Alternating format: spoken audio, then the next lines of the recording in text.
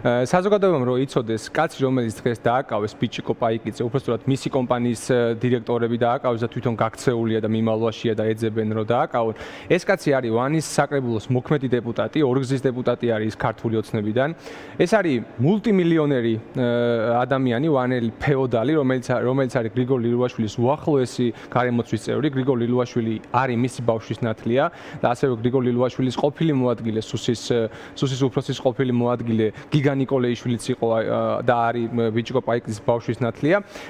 წლების განმავლობაში ვწერდი, მე თვითონ თავად ვანელი ვარ და ვიცი კარგად ეს ადამიანი და მისი გარემოცვა რა გავლენის მქონე იყო როგორც ვანის რაიონში, აგრეთვე მთელს რეგიონში. წლების განმავლობაში ვწერდით მეც და სხვა კორუფციის კვლევრები, როგორ იგებდა ეს კაცი მილიონობით ლარის ტენდერს გამარტივებული, მორგებული პირობებით და როგორ იყო ის ასე თქვა სასათბურე პირობებში ხელისუფლების მხრიდან, რაშიც პირდაპირ ეხმარებოდა რა თქმა უნდა გრიგორ ლილუაშვილის ნათესაობა და მისი გავლენები. დაახლოებით 100 მილიონი ლარის ტენდერები აქვს მოგებული ამ კაცს წლების განმავლობაში.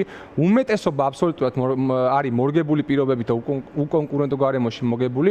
ის რაზეც დღეს დააკავეს ერთ-ერთი გზის უღელტეხილის რეაბილიტაციაში მითვისებულ თანხებზე და ასე თქვათ ეგრეთ წოდებული რაღაცა ატკატის რისკი არსებობს და ეჭვი ამ შემთხვევაში ამაზეც ვწერდით წლების განმავლობაში. ეს ახალი ნამდვილად არ არის და ესეთი თითქმის ყველა ტენდერი ასეთი არის. უბრალოდ დღეს ეს გამოიყენეს როგორც ოფიციალური დაკავების საბაბად და ყველამ კარგად უნდა იცოდეს, რომ მაგალითად როგორც ჯუაშერ ბუჭულაძე დააკავეს, რომელიც იყო ღარიბაშვილის გარემოცვის წევრი და იქ გაჩნდა ასოციაცია იმისა, რომ ღარიბაშვილის კისერზე ასე თქვა ყულფი დავიწროვდა.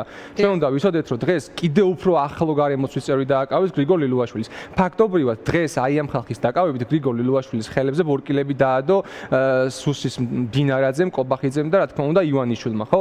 და ეს ადამიანები ეს ადამიანი ბიჭიკო პაიკიძე არამხოლოდ ლილუაშვილის უახლოესი გარემოცვის წევრი, არამედ ივანიშვილის ნდობით აღჭურვილი პირიც იყო. 2014 წელს ბიჭიკო პაიკიძის კომპანიამ საყდრისი ააფეთქა. RMG Gold-ის ქვეკონტრაქტორი იყო მისი კომპანია Georgian Energy, რომელმაც ააფეთქა საყდრისი, რომელიც კარგად ვიცით, რომ იყო ბიძინა ივანიშვილის პირადი ბიზნეს პროექტი და ამავე დროს ბიჭიკო პაიკიძის კომპანიებს შემდეგ წლებში ბიძინა ივანიშვილის სასტუმრო პარაგრაფში რაღაც სარეაბილიტაციო სამუშაოებიც კი აქვს ჩატარებული. ანუ იმდენად ახლო გარემოცვის წევრი იყო ეს ბიძინა ივანიშვილის, რომ აი ესეთ საქმეებსაც კი ანდობდა, მაგრამ დღეს ხედავთ, რომ ციხეში გაუშვეს ეს კაცი და მისი გარემოცვის წევრები და პირდაპირ ვიცით და ვანში თუ გაივლით და ვინმეს კითხავთ, ვინც ასე თქვა დაინტერესებული და ინფორმირებული ამ ამბით, ყველა გეტყვით და ყველამ კარგად იცის, რომ გრიგორ ლილუაშვილი დიდი ხანია ასე თქვა ფაქტობრივად de facto შინა პატიმრობაში არის და ყველამ კარგად იცის, რომ მას დაჭერას უპირებენ. და სხვა შორის ლილუაშვილიც იქედნება, რომ მე ამას ასე არ დავტოვებო და გარკვეული რაღაცა გზავნილებს უშვებს იმის შესახებ, რომ ასე ადვილად არ დანებდება. მე არ ვიცი. გზავნილების პასუხი მათ შორის იყო ის, რაც დღეს მოისმინა საზოგადოებამ თუნდაც ამ ბრიფინგზე. დავით, როგორ ფიქრობთ, იმიტომ რომ აი აქ ითქვა კიდეც შაბათის სიუჟეტში იყო, რომ ხანაშვილის მისვლის მერე დაიწყო ამ საკითხების მოკვლევა. და ამის პარალელურად თქვენ ამბობთ, რომ მათ შორის მოქმედი ხელმძღვანელობის ყურამდეც მიდის ლილუაშვილის ასე ვთქვათ დაქადნება, რომ ის უმოქმედოდ არ იქნება ამ პროცესში. კი, არა, რა თქმა უნდა, ეს შიდა დაპირისპირება, აი კარგად უნდა ვიცოდეთ რა. ეს არ არის არანაირი კორუფციასთან ბრძოლა. თუ კორუფციას ესენი ებრძვიან, მაშინ დასაკავებელი არის მოქმედი მაღალჩინოსნები ძალიან ბევრი და კიდე ძალიან აი რა ვიცი, ბექაუდი შარიას და კახა კალაძეს დასაკავებელია, თუ აი ასეთ საქმეებზე ესენი ხალხის დაკავებას იწყებენ. ხო, რა თქმა უნდა, არ დაიჭერენ, იმიტომ რომ ეს კორუფციასთან ბრძოლა არ არის, ეს არის შიდა კლანური დაპირისპირების გამოხატულება და ყველამ კარგად ვიცოდით, რომ ლილუაშვილის დაკავებას და მის გარემოცვის დაკავებას აპირებდნენ. ეხლა მე არ ვიცი ლილუაშვილი ის გაკეთებას აპირებს ან ესენი რისთვის ემზადებიან, მაგრამ ფაქტი არის, რომ ივანიშვილის აი ეს რეპრესიული მანქანა აგრძელებს მისი ყოფილი უახლოესი გარემოცვის და გავლენიანი წევრების, ასე ვთქვათ, დაკავებას, მათ ჭამას პოლიტიკურად და აი ეს დაპირისპირება არის განგრძობადი. ეხლა რაც შეეხება ჩვენ უნდა გვესმოდეს, რომ დღეს სუსმა განაცხადა, რომ ჩვენ ვაგრძელებთ საქმის მოკვლევასო და სხვა პირებსაც, ვინც გამოიკვეთებაო, აუცილებლად დავაკავებთო ან ითანამშრომლოთ ჩვენთან. ეხლა ეს სხვა პირები, სხვათა შორის შეიძლება იყოს ჩვენთვის ძალიან კარგად ცნობილი, მაგალითად ირაკლი ქარსელაძე. შესაძლო პირების მხილება. კი, სხვა შესაძლო პირები შესაძლოა იყოს ირაკლი ქარსელაძე, ყოფილი ინფრასტრუქტურის მინისტრი, რომლის დროსაც მათ შორის არაერთი ტენდერი მოიგო ბიჭიკო პაიკიძის კომპანიებმა. ეს სხვა პირები შეიძლება იყოს მაგალითად გრიგორ ლილუაშვილი და გიგა ნიკოლეიშვილი, სოსის ყოფილი ხელმძღვანელები წლების განმავლობაში, ხო? ანუ ეს არის რაღაცა ეს დაუსრულებელი სპირალი, რომელშიც გადაეშვა ბიძინა ივანიშვილის რეჟიმი, როცა დაიწყო თავის წევრების ასე ვთქვათ, შიდა კლანური დაპირისპირება და კარგად უნდა ვიცოდეთ, რომ ეს რაც ეხა ხდება არც კორუფციასთან ბრძოლა არის და არც ბიზინა ივანიშვილის სიძლიერის გამოხატულება არ არის. ეს ხალხი, ეს ლილუაშვილი, ბიჭიკო პაიკიძე და სხვაები წლების განმავლობაში იყო როგორც ქართული ოცნების ელექტორალური დასაყრდენი, ასევე მისი ფინანსური დასაყრდენი, ასევე მისი სტრუქტურული დასაყრდენი. ანუ ეს ხალხი არის, ვინც ქართული ოცნება შექმნა საერთოდ. ბიჭიკო პაიკიძე ყველას კარგად ახსოვს. არჩევნებზე, ყველა არჩევნებზე ვანში, როგორ დადიოდა დიდი შავი ჯიპით საარჩევნო უბნებზე და როგორ აკონტროლებდა იმას, რომ ქართული ოცნების სასარგებლო თქმები წამოსულიყო დიდი რაოდენობით. სისტემის დაუნდობლობა არის სახეზე თუნდაც ამგვარი პირების სისტემის დაუნდობლობა ერთია და როდესაც პოლიტიკური მიზანი არის რა.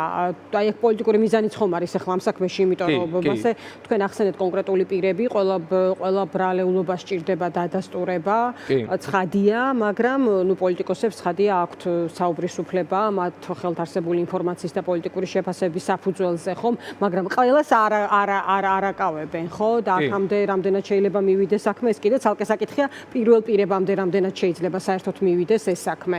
ხო, ყველას არ აკავებენ იმათ, ვისთანაც ბიძინა ივანიშვილის ურთიერთობა აერია. ვისთანაც ბიძინა ივანიშვილი აღარ ენდობა, ან რაღაცა ტიპის იმედები გაუცრუა, ან რაღაცა გაუგებრობა მოხდა, მაგალითად კობახიძის კლანსა და სხვა კლანებს შორის, ხო? ამისაც დიდი ფულის, აი როგორც გია ხუხაშვილი ამბობდა, ეს დიაპაზონი მიეცათ, მაგრამ იმდენად დიდ ფულზეა საუბარი, რომ აი ამოღების შემთხვევაში ეს ერთ-ერთი ვერსია არის, იცით, ანუ ერთ-ერთი ვერსია არის, რომ დიდი ფული იშოვეს და ამაზე ბიძინა ივანიშვილი გაბრაზდა. ეხლა მაგალითად ეს იგივე ბიჭიკო პაიკიძე, აგერ ჯერ კიდე 2-3 თვის წინ ვანში ერთ-ერთ სოფელ სულოში აპირებდა ჰესის მშენებლობას. რაზეც მაგალითად კობახიძისგან ხელმოწერა ქონდა, ლიცენზია ქონდა იმისა, რომ ეს ჰესი აეშენებინა. ამას მოყვა უდიდესი პროტესტი საზოგადოებაში და ამ სოფელში იყო უდიდესი გამოსვლები, რის გამოც ჰესის მშენებლობა დაპაუზდა და ეხლა საერთოდ გაუჩერდა, რა თქმა უნდა, მაგრამ ის რომ ეხლა ივანიშვილმა ყველას დაერია, ვისაც ბევრი ფული აქვს წაღებული და ეს არის მისი მთავარი ინდიკატორი, რითაც ის ამ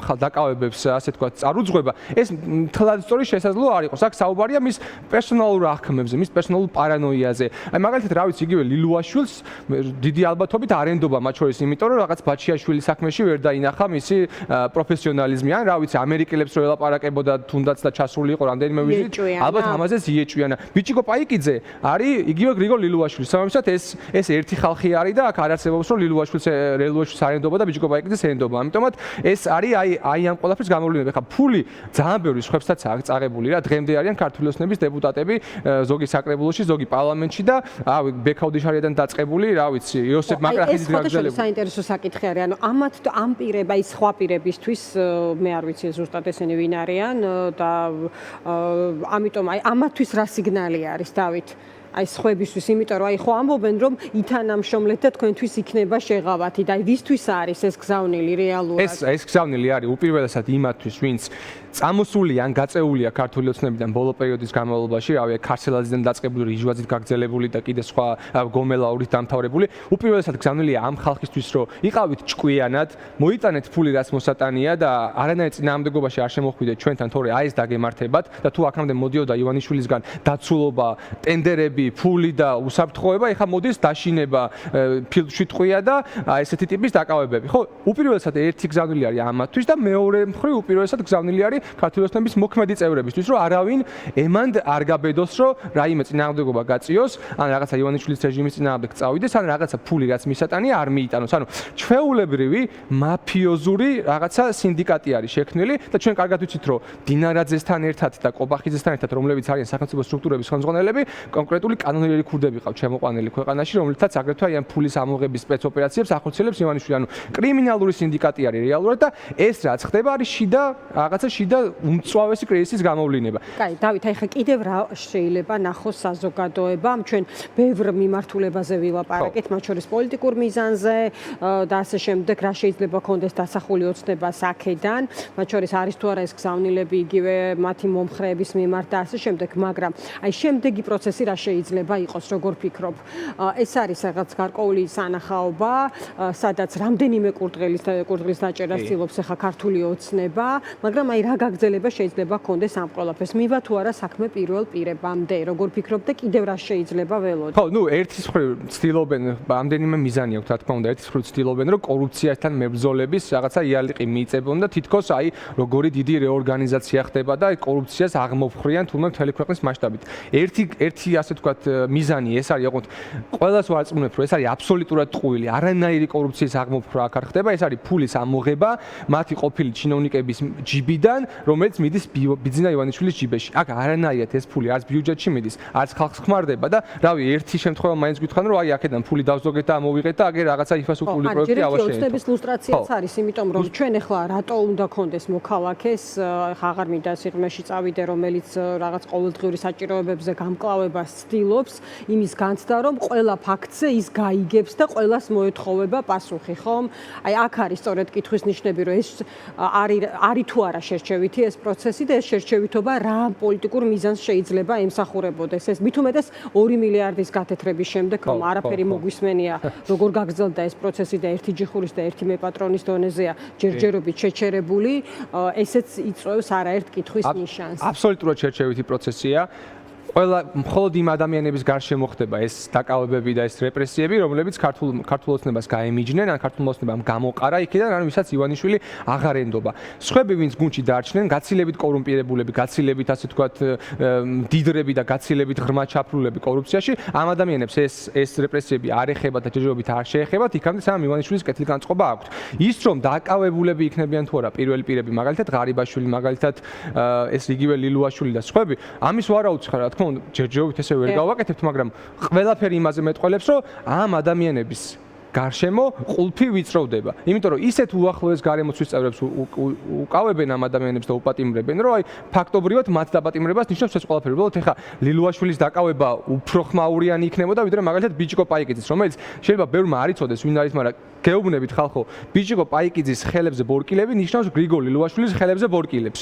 ისევე როგორც ჯუანშერ ბუჭულაძის ხელებზე ბორკილები ნიშნავდა ღარიბაშვილის ხელებზე ბორკილებს. ანუ ეს არის თქვენ ამბობთ, რომ ამას რაღაც ფონად გასდევს ლილუაშვილის თქვა დაქადნება, რომ ასე არ ჩაატარებს ის ამ. ნუ ეხა ეს ამდენად დაასრულებს ლილუაშვილი და ეს მისი გარემოცვის წევრები მათ მუქარებს, მე ეს არ ვიცი, მაგრამ ნებისმიერ შემთხვევაში ძალიან დიდი ერთი პასპორტი აქვს ჩამორთმეული, ძალიან კარგად იცის ყველამ და ქვეყნიდან ვერ გადიან და დიდი ხანია რაც ეს გრძელდება, ეს მათ მიმართ რეპრესიები და მე არ ვიცი ლილუაშვილი და კომპანია რა ასე ვთქვათ იმას განახორციელებს ნაბიჯს და როგორ დააზიანებს ივანიშვილს გამოჩნდება ეგ ყველაფერი შემდეგ პერიოდში, მაგრამ ნებისმიერ შემთხვევაში რომ ეს შიდა ამბავი რაც ეხა ხდება ივანიშვილის რეჟიმს ასუსტებს, მე ამაში დარწმუნებული ვარ, იმიტომ რომ არ არსებობს ისეთი ხალხის გაწევა და ისეთი ხალხის დაპატიმრება და დაკავება ხდება ახლა, რომლებიც წლების განმავლობაში იყვნენ ქართული ოცნების რეჟიმის აი მთავარი ბურჯები და ამაზე იყო დაყნობილი და ეხლა თუ დღეს ივანიშვილს გონია რომ კობახიძეზე, მდინარაძეზე და ანრი ოხანაშვილზე იქნება დაყნობილი, მე მგონია რომ ძალიან არასწორ გათვლას აკეთებს და ეგ ქართული ხალხისთვის სასარგებლოდ დასრულდება საბოლოო ჯამში ივანიშვილის ჩამოშლით დარწმუნებული ვარ. დიდი მადლობა დავით, დაგემშვიდობები.